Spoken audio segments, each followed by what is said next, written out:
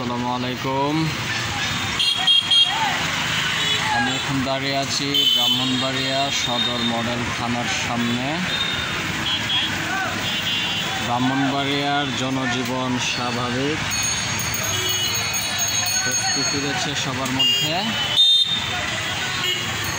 তবে গতকাল রাতে থানায় খুব ভাঙচুর এবং লুটপাট হয়েছে। এই যে গাছটা দেখা যাচ্ছে, গাছের নিচে পুকুর পানি, এটাই সদর মডেল থানার আওতায়। এই যে মার্কেটটা, এই মার্কেটের ভেতরের পুরো অংশটা ব্রাহ্মণবাড়িয়া সদর মডেল থানার অংশ। আর এই যে এটা হচ্ছে অ্যান্ডারসন খাল।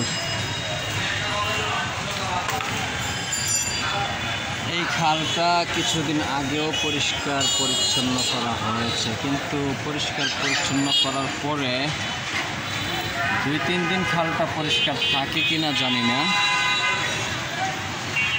আর পে রোডে কিছুক্ষণ আগে বিএনপির ছেলেরা মোটর বাইক শোডাউন করেছে। তো সদর মডেল থানার যে লুটপাট, ভাঙচুর, অগ্নিসংযোগ, এগুলোর পেছনে আমি যতটুকু খবর নিয়ে জানতে পেরেছি, আমরা যতটুকু খবর নিয়েছি, যে টুকাই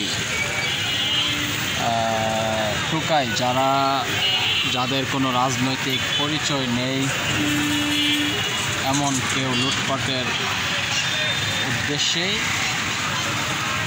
থানার ভেতরে হামলা চালিয়েছে, ভাঙচুর করেছে এবং এখনও নাকি কিছু কিছু লুটপাট বিচ্ছিন্নভাবে চলছে।